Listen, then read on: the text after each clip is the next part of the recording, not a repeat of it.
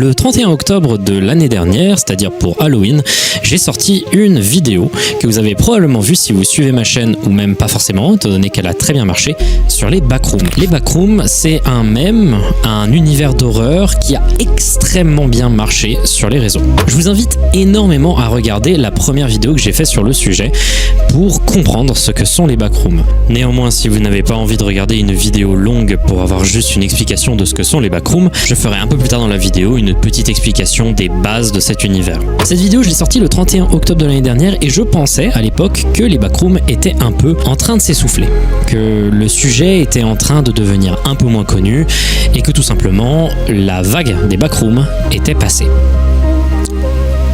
Quel abruti j'ai été!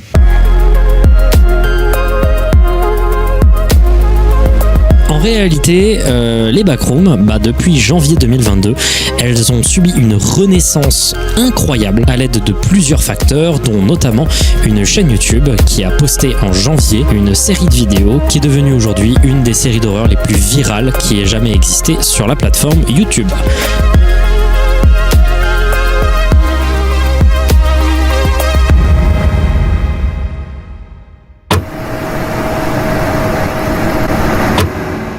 Au cas où vous auriez oublié, les backrooms, c'est un mème qui a eu pour origine cette image et ce petit texte. Ce texte décrit l'hypothèse que parfois on pourrait traverser la réalité pour se retrouver dans une sorte de dimension parallèle, ressemblant à une sorte de gigantesque labyrinthe de pièces aléatoires ressemblant à des locaux abandonnés, à la moquette pourrie par le temps et au papier peint vieillot. En 2019, l'univers va prendre beaucoup d'ampleur et beaucoup de personnes vont s'amuser à ajouter au lore des backrooms, chacun un peu de leur propre manière, inventant par exemple un système d'étages, une sorte de système de factions de survivants et des entités qui parcourent les couloirs de ces différents étages de cette dimension étrange. Les backrooms sont infinis, il est difficile d'en sortir et il existe plusieurs versions, comme je vais le dire juste après.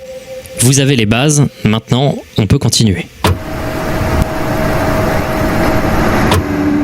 Moi, dans la vidéo que j'avais pu faire le 31 octobre de l'année dernière, je m'étais penché sur le modèle 3+, c'est-à-dire un modèle des backrooms dans lequel il existe différents étages des backrooms et plus de 3. Aujourd'hui, ce modèle qu'on appelle aussi le modèle Wikidot n'est plus le plus populaire. Le plus populaire, c'est un autre modèle développé actuellement par une seule personne. Dans cette vidéo, je vais vous parler tout simplement de cette chaîne YouTube qui a toute seule permis de faire revivre cet univers, mais également je vais me pencher à la fin sur 2-3 autres choses qui se passent dans le milieu des backrooms, de la création autour des backrooms et aussi sur les liminal space. Les backrooms sont plus populaires qu'elles ne l'ont jamais été et c'est trop bien parce que l'on peut voir un déferlement de créativité depuis quelques mois, c'est un truc de dingue. Je suis impatient de vous montrer tout ça, de vous décortiquer cette chaîne, mais d'ailleurs en parlant de ça, lorsque j'ai annoncé que je réalisais cette vidéo sur Twitter, j'ai reçu un message du youtubeur Paradox qui m'a dit qu'il faisait aussi une vidéo sur le sujet et je voulais, pour que personne n'ait l'impression que lui ou moi plagions quiconque, qu'il bosse sur cette vidéo, qu'il aura des choses à dire sur la série que moi je n'aurais pas à dire et donc du coup c'est intéressant de voir les deux. Si ça vous intéresse, voilà, c'est dit. Sur ce, laissez-moi vous replonger dans les backrooms, ça me fait super plaisir d'y retourner étant donné que c'est un des univers les plus intéressants sur internet en ce moment. Commençons. Début janvier 2022, une vidéo commence à tourner énormément. On me l'a envoyé je ne sais pas combien de fois par message privé et encore aujourd'hui des gens continuent de me l'envoyer pensant me faire découvrir un nouveau penchant des backrooms. Cette vidéo est simple, elle s'appelle The Backrooms Found Footage. Que se passe-t-il à l'intérieur ?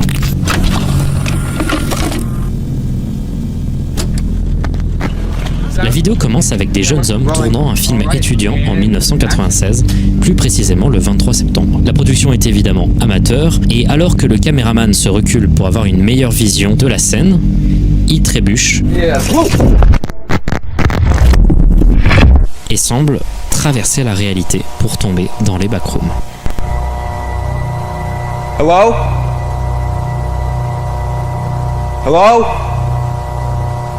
Il se met à marcher dans les lieux, il essaye de crier pour que quelqu'un lui réponde.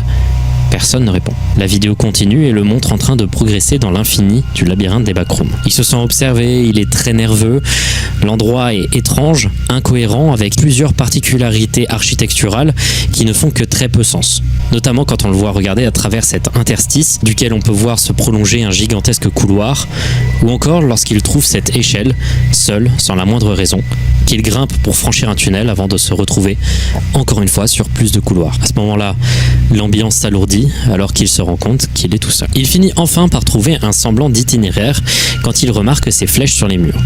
Il se met à les suivre, ce qui amène à ce dessin de visage entouré de graffitis. On y voit écrit plusieurs choses, notamment ce texte disant « Ne bouge pas, reste immobile ». Et puis ceci se passe.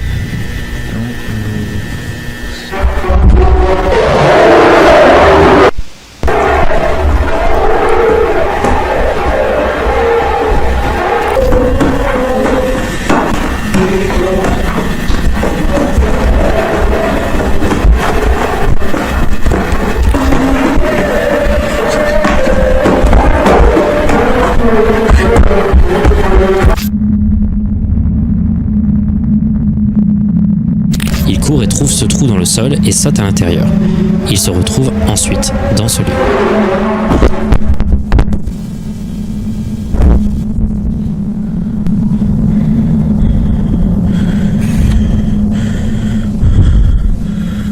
Pour ceux qui ne l'auraient pas remarqué au premier visionnage, il y avait déjà plusieurs indices que quelque chose le suivait depuis le début de la vidéo. Des petits détails dans la mise en scène, des petites choses qui sont là mais qui ne devraient pas. En voici quelques échantillons, comme ce moment. Hello?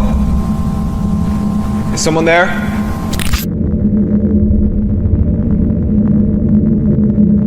Ou encore celui-ci.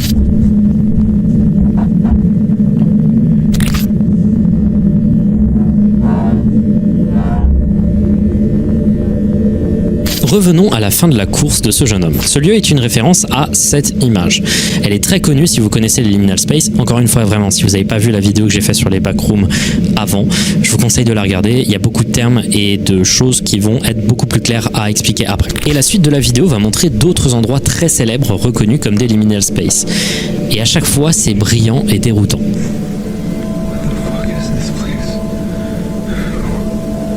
Au fur et à mesure de sa progression, tout devient de plus en plus hasardeux et étrange. Il se retrouve notamment en face de ce mur infini, répétant le même schéma de couloir.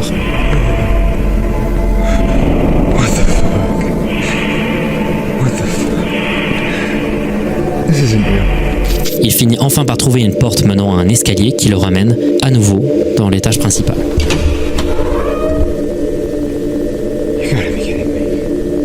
Alors il se remet à marcher jusqu'à ce que sa caméra déconne.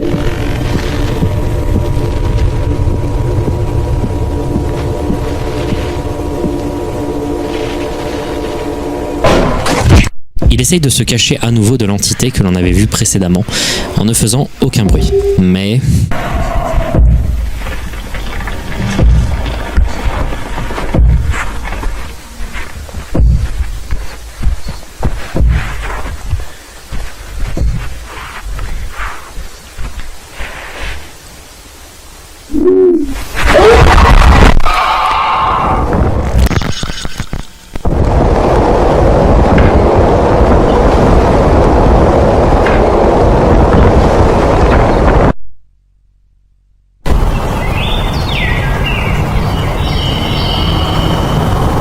Mon Dieu que cette vidéo était monstrueusement efficace. Son créateur Kane Parsons, aussi connu sous son pseudo Kane Pixel, est devenu presque instantanément une figure de proue de l'horreur sur internet et c'est pas pour rien, la vidéo elle est phénoménale. Il y a plein de petites idées super comme par exemple expliquer l'existence d'une caméra VHS à l'époque où se fournir un tel équipement était extrêmement cher en disant que c'est tout simplement des étudiants en école de cinéma avec du matériel de film justifiant donc l'existence de cette caméra. Et en général la vidéo regorge d'idées. À chaque coin on trouve une nouvelle mécanique d'horreur, une nouvelle mécanique pour instaurer une ambiance et la vidéo est hyper atmosphérique et efficace. Il y a également des super idées de sound design comme le bruit de cette entité que je trouve brillant. Et aussi on peut rajouter un petit détail, Kane Parsons à l'époque où il réalise cette vidéo et encore aujourd'hui a 16 ans. La vidéo a amassé 30 millions de vues, ce qui est énorme en 5 mois et c'est probablement une des vidéos les plus importantes dans le domaine des creepypasta et de l'horreur sur internet. Peu après cette vidéo, Kane a compris qu'il y avait une demande très grandissante pour une série de vidéos se passant dans les backrooms d'une telle qualité. Il l'avait compris même à l'instant où il avait posté la vidéo parce que un jour après, il existait déjà une vidéo en non répertorié qui semblait indiquer qu'une histoire semblait se dresser. Il a suivi la demande populaire en se décidant donc de tourner tout ça en série qui compte aujourd'hui 11 vidéos. Si l'on va sur sa chaîne, on trouve une playlist compilant tous les épisodes selon leur date de publication, mais comme je vous avais dit, l'épisode qui a suivi la première vidéo n'est pas disponible publiquement. Il s'agit d'un épisode caché dans la playlist réalisée par Ken Pixels, et on va en parler tout de suite. Voici Mar1190 archive.tar, une vidéo qui sera le premier signe de la création d'une série autour des backrooms. Mar1119 archive.tar est, comme l'indique son titre, une archive datant du 11 mars 1990. Une autre information issue cette fois-ci de la description indique que cette vidéo aurait été compilée en juin 1991. C'est également indiqué par les textes démarrant la vidéo, disant que les données cherchant à être lues sont inaccessibles, ce qui amène naturellement à un reformatage de l'archive, ce qui permet enfin de pouvoir la lire. On ne sait pas qui a réalisé cette archive, on ne sait pas pourquoi elle a été créée, mais on sait en tout cas quand elle a été créée. Mais un truc est sûr, les informations à l'intérieur sont cryptées et sont censées être top secrètes. La preuve étant qu'elles n'ont été ouvertes qu'un an après, visiblement par quelqu'un ne faisant pas partie du groupe l'ayant réalisé. L'archive commence d'abord par une image liminale de ce qui semble être un endroit des backrooms. On montre également ce schéma synoptique, c'est-à-dire un schéma électrique censé montrer l'intégralité du fonctionnement d'une machine et de son câblage. Le schéma en question est probablement celui d'une machine dont on ne connaît pas encore la nature, et en réalité c'est assez indéchiffrable. Après encore une image liminale, on nous montre un individu devant une machine à écrire, probablement en train de travailler, et son visage a été censuré. Puis on nous montre ensuite un autre individu, à côté cette fois-ci d'une machine électrique, puis enfin une image d'une installation électrique de grande envergure. On nous montre ensuite un dernier employé tapant sur un clavier avec un vieil ordinateur montrant une image bleutée des backrooms. Celui-ci regarde à travers une fenêtre qui donne directement sur les backrooms. L'image suivante est une image au sein des backrooms où une zone a été annotée. Cette zone est appelée une zone nulle. Un texte peu lisible décrit le phénomène de la zone nulle comme ceci. En raison de la différence d'élévation entre les panneaux 225 et 234, un petit champ KX est créé. Pas plus d'explications, mais définitivement des termes mathématiques et physiques réels et étranges sont utilisés pour décrire des phénomènes dans la réalité des backrooms. Peut-être que l'archive a été réalisée par un groupe de personnes essayant de les étudier. On verra par la suite. Enfin, la vidéo se termine avec une dernière image, probablement l'intérieur d'une machine ou d'un couloir d'une entreprise. Ce que l'on peut déterminer avec juste cette vidéo, c'est qu'une entreprise ou instance gouvernementale est en train de créer une machine complexe pour essayer de se rendre ou de manipuler ou de créer les backrooms. Ce n'est pas encore clair. De nombreuses personnes y travaillent, mais leur identité est cachée. Elle est censurée même au sein des archives de l'entreprise, montrant qu'il s'agit probablement d'un projet très sécurisé, top secret, voire même peut-être gouvernemental. On verra peut-être par la suite si on a des réponses. The Third Test est noté comme une vidéo datant du 2 juillet 1988. Le titre se traduit en troisième test. Cette vidéo va donner beaucoup de réponses aux questions qu'on s'est posées durant la dernière vidéo. Réponses qui vont s'affiner au cours des épisodes suivants, mais également, vous allez le comprendre, les vidéos vont lentement poser encore plus de questions. Une voix nous dit sur fond de schéma industriel et électrique: le 2 juillet 1988, le centre de recherche Heisink a testé son système de distorsion magnétique de basse proximité pour la 3e fois. Les détails au sujet des résultats de l'expérience n'ont pas encore été publiés. Durant une conférence de presse tenue en avril 1988, Ivan Beck, directeur adjoint de la fondation Heisink, décrivait les intentions de ces tests, disant que le programme, si suffisamment financé par le gouvernement des États-Unis, offrirait une solution à tous les actuels et futurs problèmes de stockage et besoins résidentiels, et économisera des milliards de dollars en construction et en maintenance. À la suite de ce texte, on voit ce court enregistrement.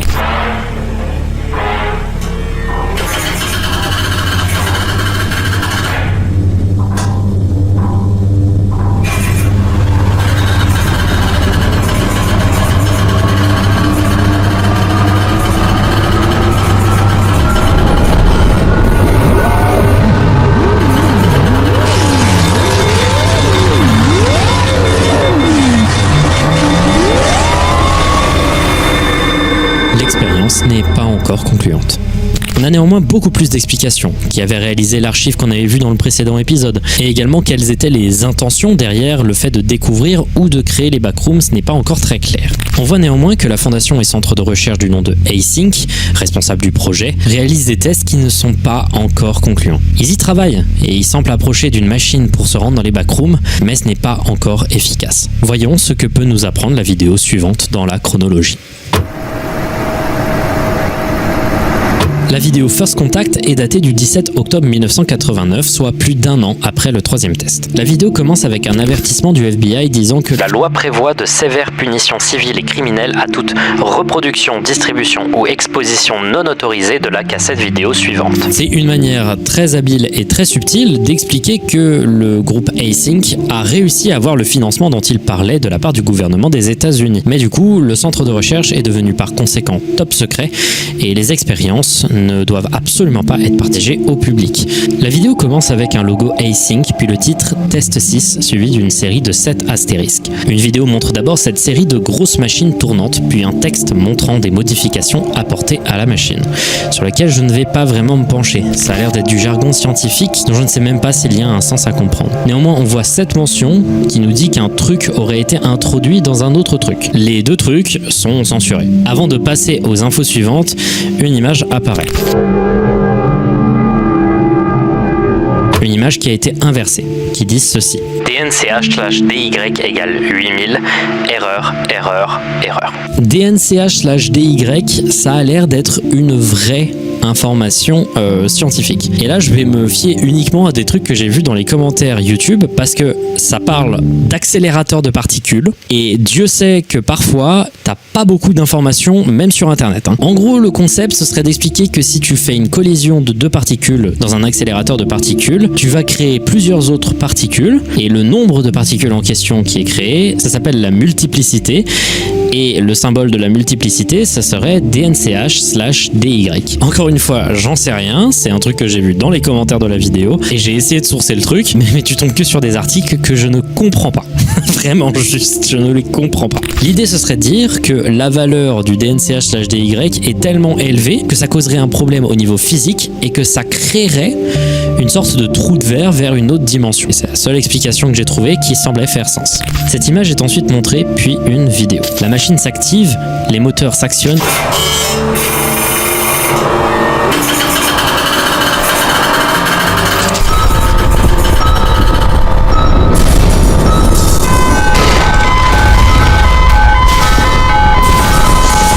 Et soudain, la vidéo coupe.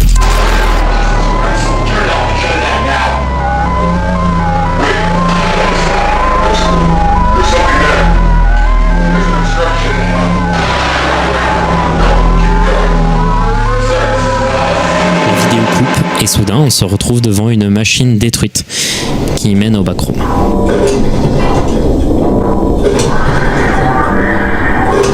Ce que la carte se dessinant semble indiquer, c'est que les backrooms ont bien été créés par Async et que celles-ci leur sont maintenant accessibles. La carte qui se dessine, c'est lentement la dimension qui semble se générer elle-même. Petite anecdote, le 17 octobre 1989, à exactement l'heure et la minute près de la création des backrooms dans la série, un séisme de magnitude 6,9 aura réellement lieu dans la baie de San Francisco, tuant 67 personnes. La série a l'idée géniale de se lier à des événements réels et montre l'ampleur des dégâts que la création d'un portail vers les backrooms causerait dans cet univers avec de véritables catastrophes qui se sont passées. Je trouve ça brillant. Missing Persons ou Personnes disparues est la vidéo suivante dans l'histoire et elle est datée du 3 février 1990. La vidéo commence avec des plans sur des affiches de personnes disparues, un certain Nicolas Bolton, une Margaret Watson, un non nommé, un enfant de 2 ans du nom de Elias White, une Jenny Scott et un Jem Estuati ou Estrati. En vrai, je regarde le truc pendant le montage et j'ai plus l'impression que c'est Eswald ou Esmald, un truc dans le genre. Mais bref, c'est pas très important. On nous montre également un graphique montrant que les cas de personnes disparues ont augmenté énormément à partir de 1989, soit la période d'ouverture des backrooms. L'hypothèse que présente la vidéo serait que l'ouverture des backrooms aurait causé un petit problème dans la réalité, faisant que de nombreuses personnes semblent traverser cette dite réalité pour tomber dans celle des backrooms. Ils se retrouveraient à errer dans les couloirs de ce labyrinthe, qu'ils soient de jeunes personnes personnes, ou alors comme le montre le cas de Ellie Swain, de très jeunes enfants, perdus à jamais et condamnés à mourir lentement de faim dans les backrooms, ainsi que de soif. La vidéo coupe sur une série de chercheurs se baladant dans les backrooms avec une sorte de corde qu'ils emportent avec eux, afin de s'y retrouver dans le dédale. Ceux-ci sont en combinaison, indiquant probablement que l'air des backrooms serait toxique d'une manière quelconque, ou alors que trop peu de tests ayant été réalisés sur cette dimension pour l'instant ferait que les chercheurs seraient suspicieux et attendraient d'être certains de la composition de cet air avant de se balader. Et alors qu'ils se baladent dans les backrooms, ils tombent sur un cadavre.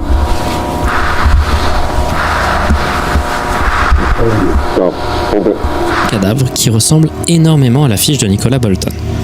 Alors je ne vais tout simplement pas montrer ce cadavre, je vais complètement le censurer et ça va être en général le cas pour 2-3 trucs un peu gore dans la série. C'est disponible sur YouTube, vous pouvez aller regarder par vous-même, mais je préférais faire en sorte que cette vidéo soit visible par un maximum de gens plutôt qu'elle soit mise en moins 18, comme la vidéo par exemple sur l'art de la maladie mentale, dont l'accessibilité a beaucoup souffert à cause de ces restrictions. Les scientifiques notent d'ailleurs que de ce cadavre, une sorte de traînée organique semble sortir et s'étale sur le mur, ressemblant à une sorte de champignon toxique. Peut-être y aurait-il une maladie qui infecterait les backrooms, ou alors juste une bactérie aurait infecté ce corps. Parce que juste après ces commentaires, on voit une série de 3 images subliminales montrant des observations au microscope de cellules ressemblant à des champignons ou des bactéries. La vidéo se termine avec un message inversé sur un écran bleu. S'il faut blâmer quelqu'un, blâmez-lui. Peut-être que ça parle de l'infection en question, ou alors que ça parle d'une personne en particulier qu'on ne sait pas. Plusieurs fois dans la série, des images subliminales apparaîtront avec des messages cryptiques qui semblent indiquer qu'il y aurait des problèmes dans la création de ce projet et que Async ou quelque chose d'autre ne serait pas tout à fait blanche dans cette situation. Cette vidéo donne 2 infos importantes. D'abord, l'ouverture des backrooms a créé un immense déséquilibre dans la réalité, faisant que de nombreuses personnes tombent dans les dites backrooms et y meurent, amenant à une explosion des cas de disparition. Mais également, il y a cette information autour de cette bactérie qui infesterait l'air de ce labyrinthe. Et espérons que la prochaine vidéo nous donne plus de réponses. La vidéo Autopsy Report se place 2 jours après la précédente dans la chronologie de l'histoire. Il s'agit de l'autopsie du corps retrouvé dans la précédente vidéo. Si par exemple moi je spécule qu'il s'agirait d'un des disparus qu'on nous avait montré sur les affiches, ici il est appelé John Doe, un nom donné à chaque personne retrouvée mais impossible à identifier aux États-Unis. Une voix fait un rapport d'autopsie. Le sujet est un homme entre 18 et 21 ans. J'estime que la date de décès était il y a environ 5 jours, mais dû aux dommages sévères des tissus, c'est difficile à dire. La cause de mort est très probablement la malnutrition. J'ai été capable de récupérer la plupart du tube digestif. Mais là, c'est le moment où les choses commencent à dévier de ce qu'on peut considérer comme naturel. Le processus de décomposition semble avoir été retardé. On dirait que des portions du corps ont arrêté de se décomposer et ont été suspendues. D'autres endroits ont été en revanche complètement dépassés par la culture bactérienne. On nous montre ensuite des échantillons des traces de bactéries et des corps étrangers trouvés à l'intérieur du corps du disparu.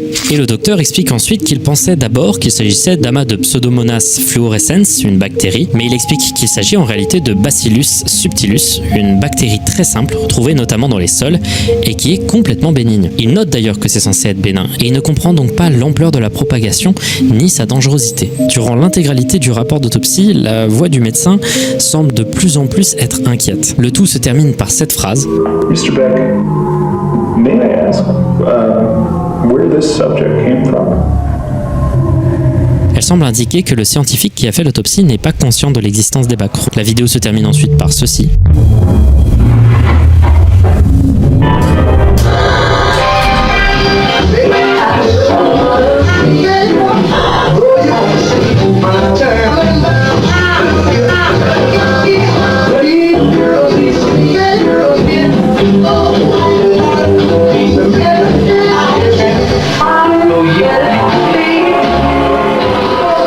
Pas plus d'explications sur la signification de ce passage, mais il est assez perturbant.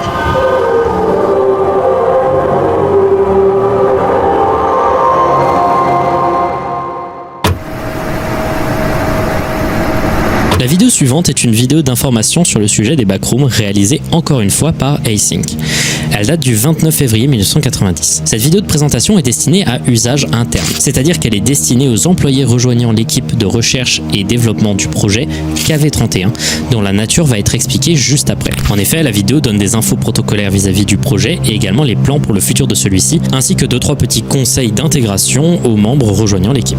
D'abord, quel est le projet KV31 ? La vidéo le présente comme le projet étudiant et développant le système de distorsion magnétique de faible proximité, c'est-à-dire la machine qui permet de rejoindre les backrooms vus dans les précédentes vidéos. En l'occurrence, un schéma se présente à nous représentant la porte permettant de passer de la réalité à celle des backrooms, qui s'appelle ici dans la série le threshold ou le seuil en français. La vidéo, s'adressant donc à de nouveaux employés rejoignant l'équipe du projet KV31, explique différents autres surnoms donnés au projet par les employés déjà présents dans l'équipe, surnoms qui sont la machine, la porte, le complexe, les couloirs et enfin et surtout les backrooms. La voix dit ensuite ceci. Unauthorized usage of these terms outside of the Async Research Facility is strictly prohibited. Ok, analysons ce bug. Qu'est-ce qui se passait à l'intérieur ? Il y a une image subliminale à noter. Il s'agit d'une cartographie des backrooms. On peut noter juste une chose, des petits carrés dans tous les sens, peut-être des piliers ou autre chose. On verra. Une autre image subliminale montre ce texte inversé qui pourrait se traduire en « Non pas que ça ferait le moindre bien, mais… » phrase coupée comme vous pouvez le voir, indiquant du doute vis-à-vis du projet ou juste une inquiétude. La vidéo reprend après avec une indication que franchir le seuil de la porte de la machine est interdit sans supervision et que rejoindre le complexe, c'est-à-dire le dédale de couloir des backrooms, est strictement interdit si la personne franchissant est seule et qu'il faut être à minima 3. Suite à cela, la vidéo d'information est coupée et on reprend sur un enregistrement réalisé par un employé. Cet employé est accompagné, comme le disait le protocole, de 3 autres chercheurs et ils se rendent tous dans les backrooms. Ils marchent et parlent et semblent dire des choses sans vraiment trop d'importance, juste des employés qui parlent légèrement sur leur lieu de travail. J'arrive néanmoins pas à comprendre le moindre mot de ce qu'ils disent.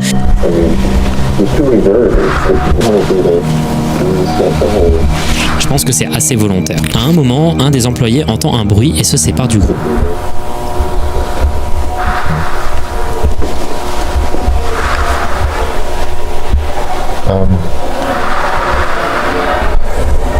Guys, do you hear this? Alors qu'il écoute le bruit étrange, il se passe ça.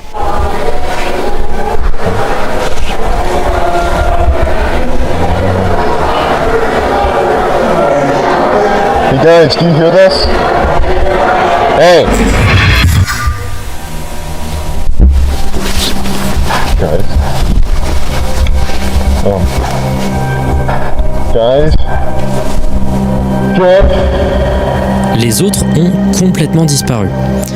Mais vraiment disparu, c'est-à-dire ils étaient là et là d'un coup, pouf, ils ont disparu. Alors il y a 2 hypothèses pour expliquer ça et on va essayer ensuite de trancher pour une ou l'autre. Mais concrètement, soit il y a eu une téléportation, soit il y a eu un saut dans le temps. J'ai une théorie personnelle, mais il faut d'abord voir la vidéo et un peu d'autres informations pour essayer de trancher. Revenons à l'intérieur de la vidéo. Une fois que les autres ont complètement disparu, l'employé se met à complètement paniquer. Il essaye de retrouver son chemin, mais échoue complètement. À un moment, alors qu'il continue à errer, il se trouve dans cet endroit, une sorte de zone ouverte, avec au centre des débris de vêtements, ou alors un corps en décomposition. Il continue de marcher dans le dédale et voit au loin une porte donnant sur du noir complet. Il allume une lampe torche et...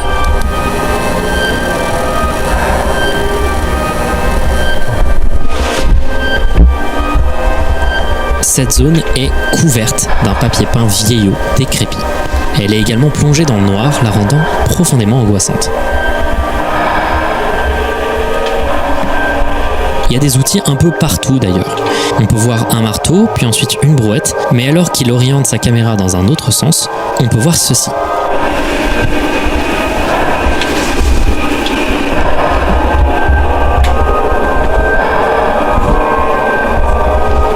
Cette brouette est complètement distordue de manière grotesque, tandis que le papier peint du fond de la pièce semble avoir complètement glitché.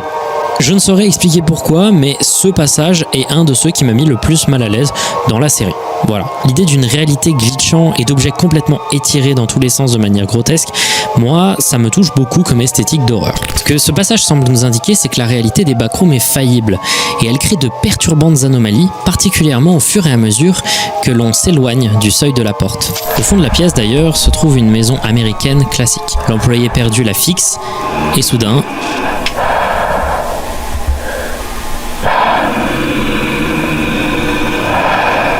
la vidéo coupe.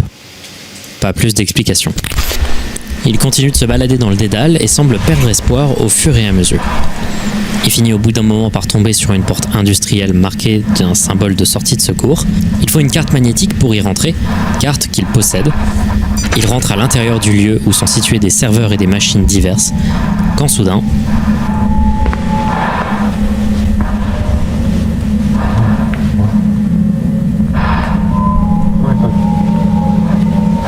Hello?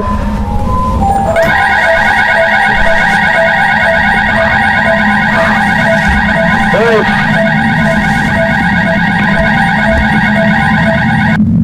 La vidéo se termine ensuite avec des schémas qui semblent être des schémas d'ébauche de projets architecturaux sur fond de musique inquiétante. Alors qu'est-ce qui s'est passé dans cette vidéo? Alors moi j'ai une hypothèse qui sera encore plus aidée par la suite de la série, mais laissez-moi vous la présenter. Toute mon explication réside dans ce fameux dernier plan. D'abord, regardez l'endroit dans lequel il est lorsqu'il tombe sur la porte industrielle. On voit cette série de couloirs avec des murs en forme de plus, semblant dessiner au fur et à mesure une série de pièces à grandeur égale.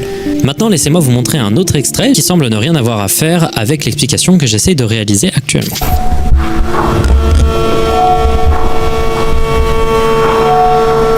Vous voyez cette structure? C'est exactement la même que celle dans laquelle il était.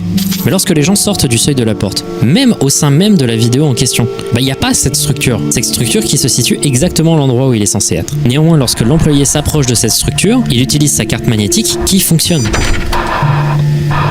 Cette structure a donc bel et bien été réalisée par Async, juste bien après la vidéo informational vidéo dans la chronologie. Et on le verra après, les ébauches de schémas que l'on peut voir à la toute fin de la vidéo sont ceux d'une structure qui va être réalisée au fur et à mesure des vidéos suivantes, ce qui indique que le chercheur qui se perd a bel et bien réussi à retrouver son chemin vers le seuil de la porte, mais qu'il s'est retrouvé devant une structure qu'il ne connaissait pas. Il a donc bel et bien réalisé un saut dans le temps. Alors pourquoi il a réalisé ce saut dans le temps ? Je ne sais pas. Néanmoins, on peut peut-être rapprocher ça au concept de la zone nulle qu'on avait pu voir dans l'archive, mais là c'est juste de l'extrapolage. La vidéo Motion Detected est toujours produite par Async et a été réalisée le 5 mars 1990, date à laquelle je fêtais mon anniversaire des moins 12 ans. Cette vidéo commence d'abord par un plan de la porte, du seuil de celle-ci,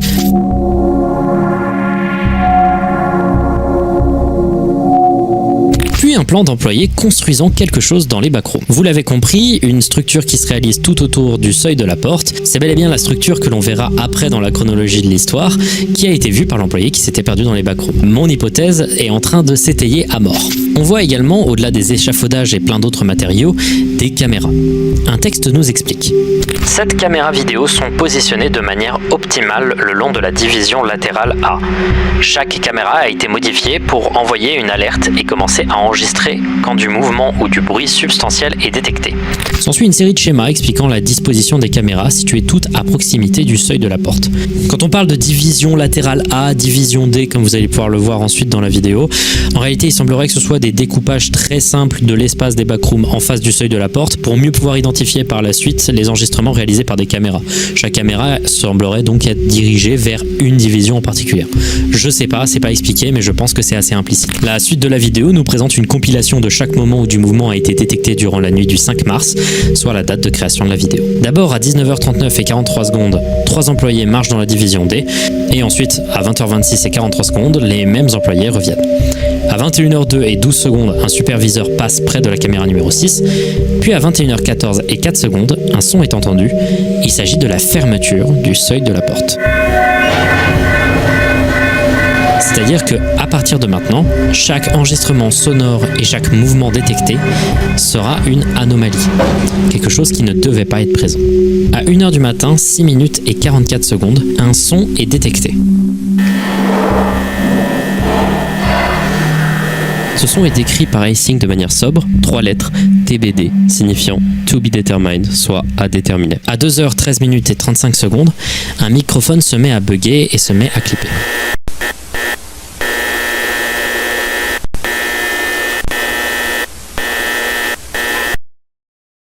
Et enfin, à 3h53 et 42 secondes, l'événement le plus bizarre de la vidéo est montré.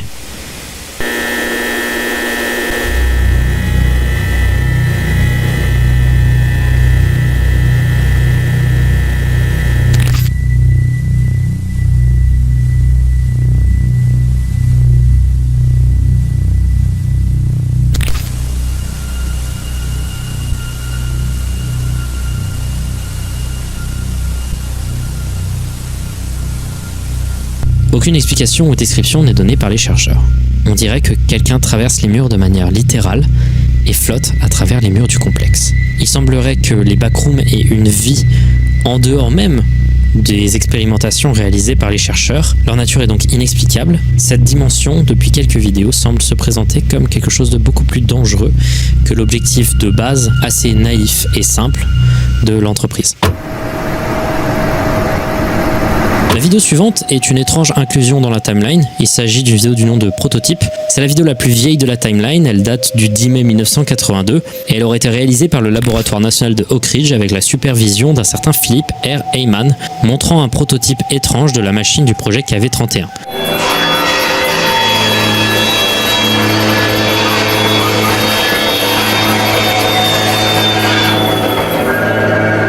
C'était probablement une manière de temporiser avant une des plus grosses vidéos de la série, c'est-à-dire Pitfalls, aujourd'hui l'avant-dernière sortie de la chaîne.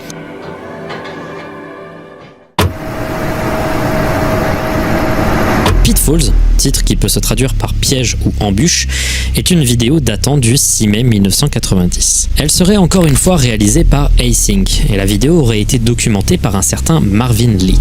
La vidéo commence à l'intérieur des locaux d'Async alors que plusieurs chercheurs discutant de façon plutôt ordinaire s'apprêtent à mettre leur tenue pour se rendre dans les backrooms. Ils possèdent maintenant tous dans leur combinaison des microphones, rendant leur discussion plus audible et claire à ceux revisionnant la cassette. You're all good. This is Marv, 1, 2, 3. Marv, mic check, 1, 2, 3. This is George, mic. Marvin et son groupe se rendent devant le seuil de la porte, le franchit, et on peut voir que la zone devant le seuil de la porte est beaucoup plus aménagée, et on peut voir beaucoup de similitudes avec celui du chercheur perdu retrouvant son chemin vers le seuil de la porte. Notre hypothèse était donc bel et bien vraie. On peut voir que le travail réalisé dans les précédents épisodes a amené un lieu de travail complet et aménagé. Les chercheurs font leur travail au sein du complexe, ce qui semble être plus simple pour l'étudier. Le groupe se rend dans une zone à pied. On les voit utiliser des machines diverses avant que leur exploration commence vraiment. Marvin Lee se dirige dans une zone à la géométrie moins régulière et précise que précédemment. Okay, good enough.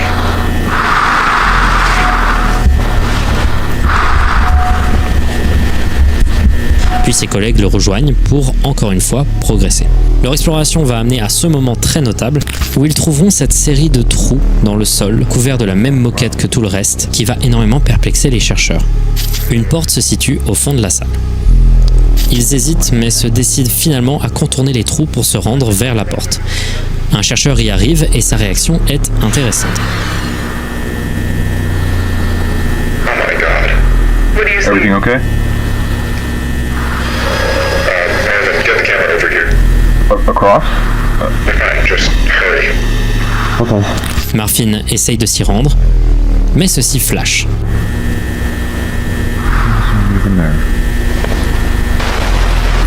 Des images subliminales révèlent ce texte inversé. Bien que des données ont pu être obtenues par leur lecture, personne ne sait ce qui allait être vraiment trouvé de l'autre côté. Pourquoi ? Parce que, voici ce qui se passe après. Watch it.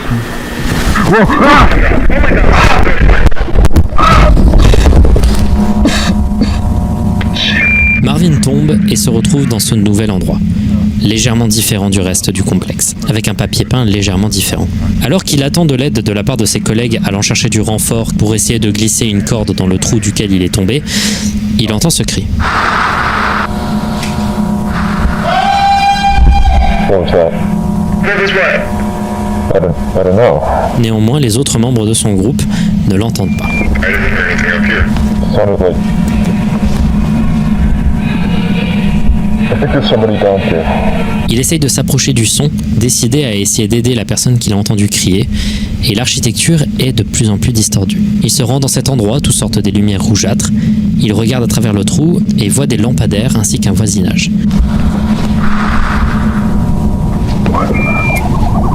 Il continue de progresser dans le lieu, malgré les avertissements de ses collègues. À un moment, il dit ça. But what if Miller's right about the null zones?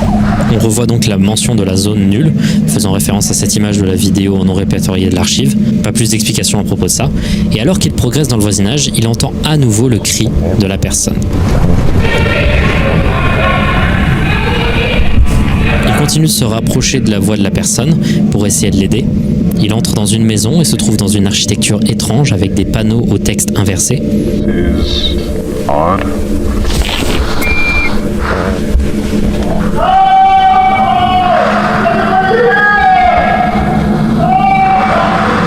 La voix est plus proche que jamais, il s'approche, il entre dans un couloir, il arrive dans cette petite salle décrépite, ornée de chaises bleues et de cartons pourris, semblant indiquer que quelqu'un y aurait vécu. Il se rapproche et ceci se passe.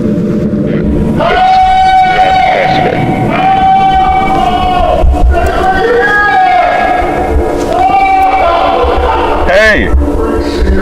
Can you hear me?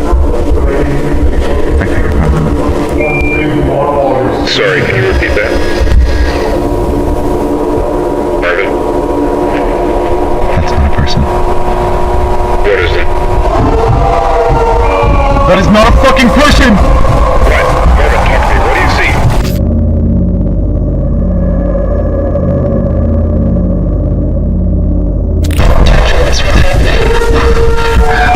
George, come in.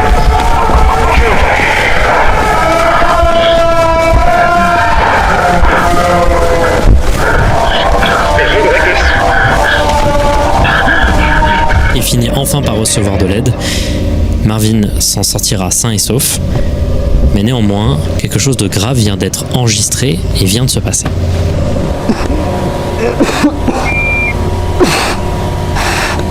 L'intégralité de la vidéo est brillante, elle ne porte pas forcément énormément de questions qui trouveront de réponse. Le timing est réussi, efficace et l'intégralité de la vidéo est brillante, c'est un chef-d'œuvre de suspense, mais elle laisse énormément de questions qui encore aujourd'hui n'ont pas de réponse. Qu'est-ce qu'il y avait derrière cette porte? Pourquoi est-ce que l'architecture des backrooms semble inclure des choses beaucoup plus complexes que ces dédales de couloirs? Qu'est-ce que c'était que cette entité? Est-ce qu'elle était capable d'imiter les voix d'autres personnes ayant été perdues dans les couloirs pour attirer d'autres personnes? On ne sait pas. La vidéo Report date du même jour que la précédente et commence par un enregistrement audio de la précédente vidéo. That is not a fucking person! Marvin, talk to me. What do you see? Cette fois-ci, on n'entend pas le son de l'entité qui crie. S'ensuit un plan de 4 chercheurs de la vidéo Pitfalls regardant un supérieur hiérarchique. On voit vraiment que la série est passée de l'amateur à la vraie production avec un budget qui augmente de façon visible et impressionnante. On voit un chercheur observer les enregistrements de Marvin et rejoint en boucle le passage de l'entité. Tout ça est monté en parallèle d'une série de plans d'une personne en blouse se baladant dans des locaux et semblant à la fin passer un coup de fil. Ce qui amène à un montage montrant la progressive fermeture et le barricadage de chaque endroit étape qui a amené à la rencontre entre Marvin et l'entité.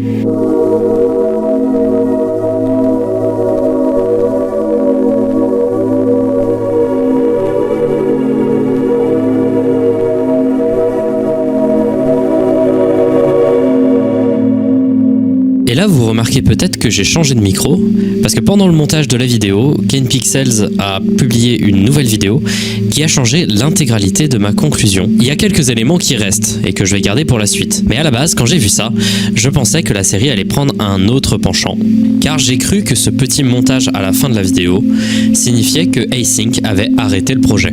Mais quand j'ai vu que la vidéo suivante dans la série que KanePixels a postée il y a quelques jours de cela était une vidéo d'archives du projet KV31 datant dans la chronologie d'après la vidéo Report, je me suis dit que je m'étais peut-être un peu trompé. Laissez-moi vous expliquer les conclusions auxquelles j'étais arrivé et on va comparer ensuite ça avec la vidéo qui suit. Revenons dans le passé, à l'époque l'épisode suivant n'existait pas et je pensais que le projet KV31 était en train de se terminer et certaines personnes pensaient que c'était peut-être la fin de la série. Alors évidemment ce n'était pas le cas et ça je l'avais bien compris. Je pensais qu'à partir de ce moment-là Async allait arrêter ses activités et que le reste de la série allait se pencher sur des vidéos retrouvées, des found footage comme la première vidéo qui a démarré la série, de personnes traversant la réalité, tout simplement parce que même si Async arrête le projet, la réalité qu'ils ont créée existe toujours. C'est toujours un truc qui existe et elle crée toujours ce genre de problème dans la réalité qui fait que beaucoup de personnes s'y retrouvent et des gens continuent d'y tomber comme ceux de la vidéo Missing Persons ou de la première vidéo. J'avais également un autre argument pour étayer cette conclusion, une vidéo cachée dans la série. Une vidéo cachée dans la description de la vidéo Report. Le titre de la vidéo c'est une série de 13 chiffres qu'on va essayer de décoder après. Celle-ci dure 33 secondes, on peut y voir une autoroute normale quand soudain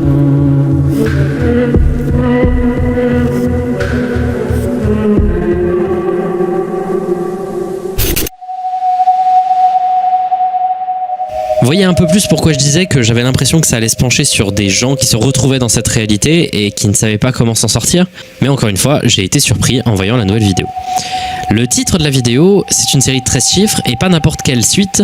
Il s'agit d'un code ISBN, International Serial Book Number. C'est un nombre qui est attitré à chaque livre, permettant de les repérer dans le marché du livre. Le livre en question, c'est Le papier peint jaune, ou La séquestrée dans certaines traductions françaises, qui est un livre de Charlotte Perkins Gilman, paru en 1892, qui est un des livres les plus importants du début du féminisme aux États-Unis, racontant à travers son journal intime l'histoire de Mary, dont le mari lui a loué une vieille maison durant l'été pour qu'elle se repose de sa dépression périnatale. Le livre suit la dégradation de son état mental au fur et à mesure qu'elle entretient une obsession maladive pour le papier peint jaune qui couvre les murs de la maison, dans lequel son cerveau se met à voir des images et des prisonnières détenues dans les formes régulières qui sont les motifs du dit papier peint. Je vous invite à lire ce bouquin, c'est une allégorie ultra bien fichue du rôle de la femme à cette époque et c'est assez visionnaire. Mais un truc est sûr, la référence à ce livre dont le titre est Papier peint jaune, qui parle ouvertement de psychose et de folie, est très juste dans le cadre d'une série sur les backrooms, mais on ne peut pas encore savoir jusqu'où les similitudes entre le livre et la série vont aller.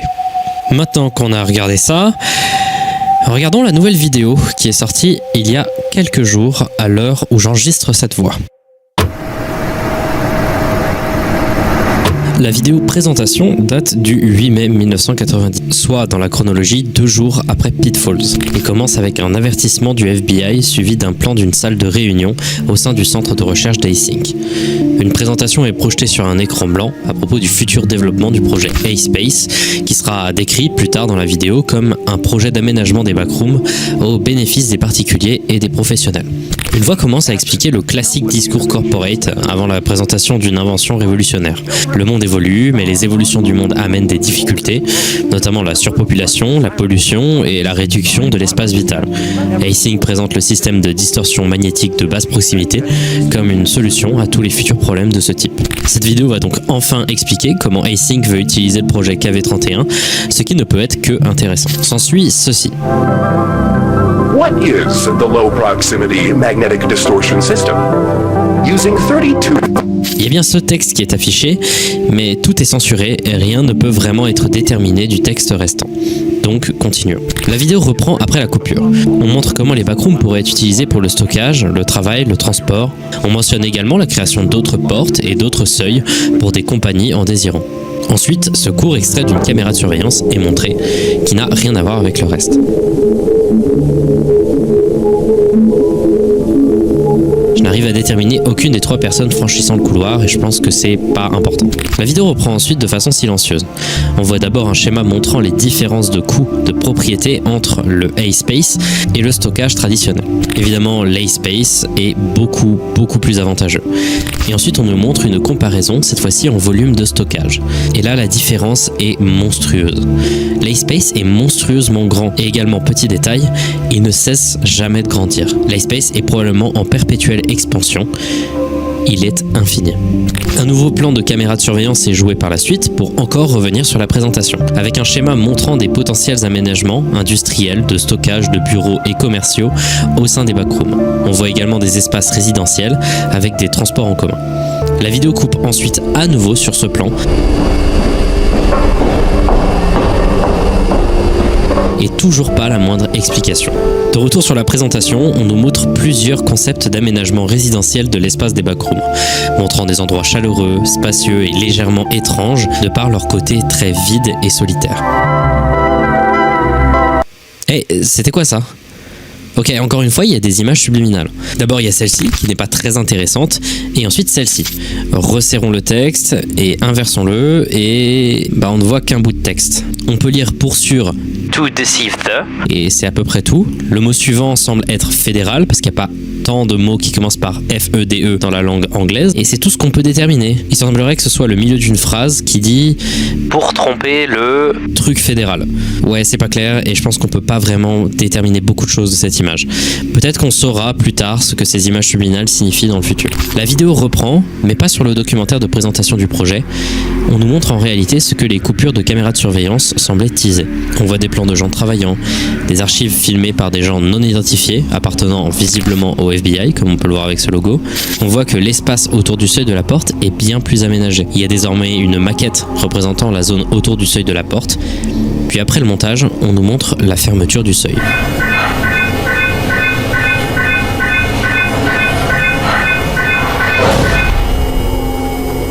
On entend des bribes de conversation entre des employés, quand soudain, une alarme sonne.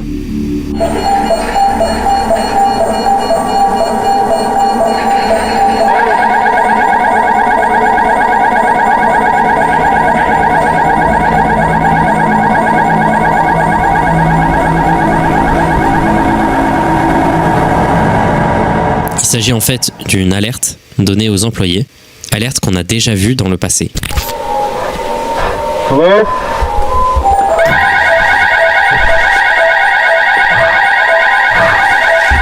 Hey!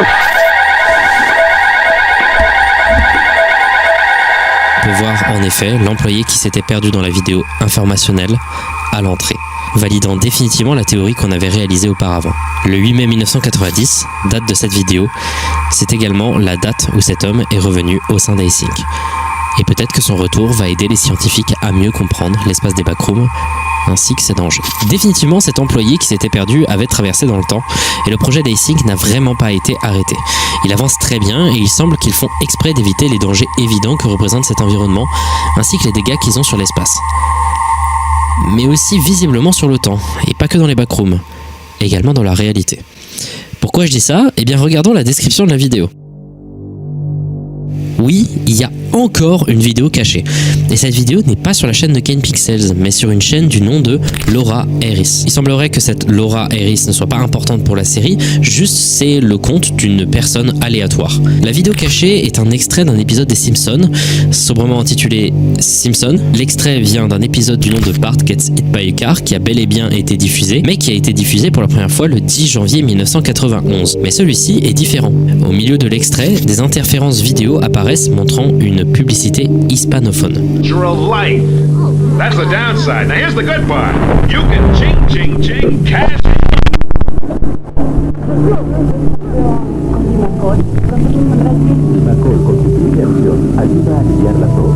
Cette publicité date des années 2000. Sachant que la vidéo a été enregistrée avec une qualité VHS typique des années 90, il semblerait que cette anomalie, cette coupure vers une pub des années 2000, soit parfaitement incohérente et montre un saut dans le temps au sein même de la réalité. Elle s'est tellement distordue qu'elle est capable d'afficher des images provenant du futur. Et l'état de la réalité semble s'empirer. Cette vidéo ne peut donner que des choses intéressantes pour le futur de la série et amène surtout plein de nouvelles pistes qui, j'espère, seront traitées par Kane Pixel.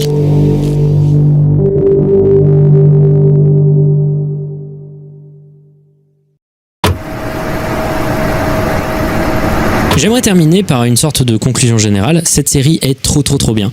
Je suis trop content. C'est une de mes dernières fascinations vis-à-vis de l'horreur sur Internet. C'est génial.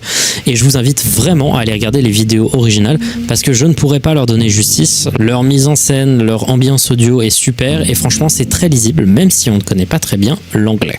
J'ai quelques théories à dire en plus des théories que j'ai pu émettre dans la vidéo. J'aimerais particulièrement me pencher sur cette question de la maladie, la fameuse bactérie dont on a pu parler. En fait, sous chacune des vidéos, on peut voir un compte réalisé par Kane Pixel sur un autre site, un site qui s'appelle Ko-fi. Ko-fi, c'est un site un peu comme Patreon ou Utip, où vous pouvez faire des dons à un créateur pour qu'il puisse réaliser ses vidéos avec plus de moyens. Et sur son compte Ko-fi, il y a une série d'images, notamment une image de l'entité présente dans la toute première vidéo des found footage des backrooms, qui est sobrement intitulée Bacteria. Bactéries. Donc l'existence d'entités dans les backrooms est très liée à la présence de bactéries à l'intérieur. On n'a pas plus d'informations, mais je tenais à le dire parce que peut-être que ce sera un développement qu'on aura plus tard dans la série. Il y a également d'autres théories qui circulent autour de la bactérie, mais également de l'entité. D'abord, certaines personnes ont remarqué que Marvin Lee, dans la vidéo Pitfalls, après avoir fui l'entité, semble être atteint d'une quinte de toux vénère. Certains ont rapproché ça peut-être au fait qu'il aurait été infecté lui-même par la bactérie. Des gens parlent également du design de l'entité qui leur paraît étrange et certains pensent que cette entité est en fait une accumulation de trépieds et de caméras qui auraient été infectées par la bactérie et qui serait devenue consciente. Et j'ai pas plus de choses à dire, les vidéos parlent par elles-mêmes, elles sont géniales, elles sont trop bien et j'ai vraiment adoré les regarder. Et ça a amené mais tellement plus de gens à se pencher sur l'univers des backrooms et à en faire chacun leur petit twist. Donc laissez-moi vous donner quelques petits bonus, quelques petits trucs qui se sont passés pour les backrooms sur internet parce que je trouve ça trop intéressant et trop cool. D'abord, il y a un ARG qui a commencé à être réalisé à un moment et c'est la première fois que c'est sur cette plateforme que ça se fait, sur Google Maps, où quelqu'un s'est mis à mettre dans des endroits pas du tout appropriés des images 360 d'endroits rappelant les backrooms. La première qui a été repérée, c'est cette image Street View, quand on allait sur ce bâtiment dont la nature est pas encore trop connue, si j'ai bien compris. L'intérieur, c'était cette déformation gigantesque de ce qui semblait être les backrooms en elles-mêmes. Puis au fur et à mesure, plusieurs autres ont été trouvés. Et en réalité, chacune avait un point commun. Ce petit bonhomme, ce petit robot là. Ce robot, il s'appelle Billy le robot. Pas Billy the Robot, Billy le robot. C'est en réalité un projet français qui possède une chaîne YouTube et qui a utilisé Google Maps et les manipulations de l'algorithme de Google Maps pour faire sa pub. Je trouve ça trop cool. Billy le robot, c'est une série d'animation en français qui semble se passer dans les backrooms et dans le modèle des backrooms que j'ai pu présenter dans ma vidéo précédente, celle que j'avais postée le 31 octobre 2021. Et pour le coup, je suis pas trop sensible à cette esthétique. L'esthétique de Billy le robot me parle moins que d'autres esthétiques dont j'ai pu parler et d'autres séries dont celle de Kane Pixels. Néanmoins, je voulais le noter parce que la manière dont ça a tourné était quand même super sympa et super intéressante. Je vous invite à regarder quand même la chaîne de Billy le robot, c'est pas mal et c'est français et ça fait plaisir. On trouve également énormément de mèmes utilisant le style de Kane Pixels et sa manière très efficace et très stylée de filmer les backrooms avec des images réalisées en 3D. Et c'est des mèmes vraiment super drôles. Si vous voulez en trouver, cherchez Found Footage Backrooms Meme. Il y en a plein qui sont très drôles, genre par exemple trouver Shrek dans les backrooms, c'est con mais ça marche. Et à chaque fois, c'est assez bien foutu, c'est assez brillant. Il y a notamment plein d'autres séries de Found Footage Backrooms qui ont été réalisées comme Kane Pixel, certaines se plaçant dans l'univers en question, comme une chaîne se présentant comme appartenant à Async, et plein d'autres de qualité plus ou moins bonne ou mauvaise, notamment une sur les pool rooms qui semble être plutôt cool. Et également plusieurs autres personnes ont commencé à faire des représentations de plusieurs étages des backrooms comme on peut le voir dans la méthode Wikidot que j'avais présentée dans ma première vidéo sur les backrooms. Et c'est pareil, c'est trop cool, c'est trop bien fait et ça montre vraiment le talent que beaucoup de gens ont sur internet, même des personnes très très jeunes comme Kane Pixels qui n'a, je vous le rappelle, que 16 ans, qui réalisent des super projets en 3D qui sont parfois bluffants et parfois tu peux te dire vraiment que ça paraît pas être de la 3D quoi. Il y a également énormément de jeux vidéo qui ont été réalisés sur les backrooms, des plus sérieux que d'autres. Il y en a des même très stylés franchement par rapport à ce qui a été réalisé avant que Kane Pixels s'empare du projet. Mais j'aimerais pour terminer la vidéo vous pencher sur non pas un jeu backroom mais un jeu Liminal Space, un super jeu du nom de Anemoia Police que je considère comme un des jeux vidéo d'horreur les plus prometteurs que j'ai pu voir depuis très longtemps. Ce jeu est hyper immersif, la démo est super belle et étonnamment les graphismes sont hyper importants pour faire un jeu de ce type, pour se sentir vraiment immergé dans la nostalgie de ces endroits et là l'ambiance est parfaite.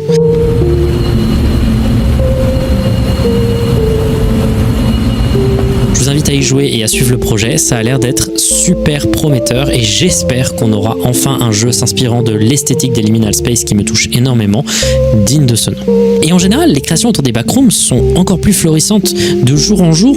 J'ai pu le voir notamment, non pas sur ma For You page de mon compte TikTok pour mon expérience de la face cachée TikTok, mais bel et bien sur mon compte TikTok principal que j'utilise pour voir juste des blagues et des trucs comme ça. J'ai pu voir des gens qui faisaient des montages backroom, des Français même souvent, et je suis content d'avoir pu, d'une manière que ce soit significative ou pas significative, amener ce truc-là au public français. Je suis trop content. Et il y a de plus en plus une sorte d'effervescence, une sorte d'émulsion de trucs super qui apparaît jour et nuit et je suis trop content de le voir.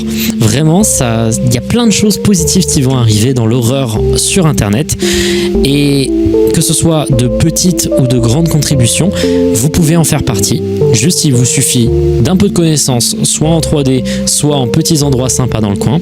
Et ensuite, c'est juste votre imagination. On peut parfois être soufflé par la qualité de trucs comme Kane Pixels, où parfois t'as vraiment l'impression que le gars il a trouvé les backrooms et qu'il a filmé dedans. Mais je vous rappelle une chose, souvent dans le domaine de l'horreur, et c'est un des seuls domaines vraiment comme ça sur internet encore, c'est souvent les idées qui sont mises en valeur et qui sont retenues, pas forcément l'exécution. Foncez. Vraiment. Ça vaut le coup.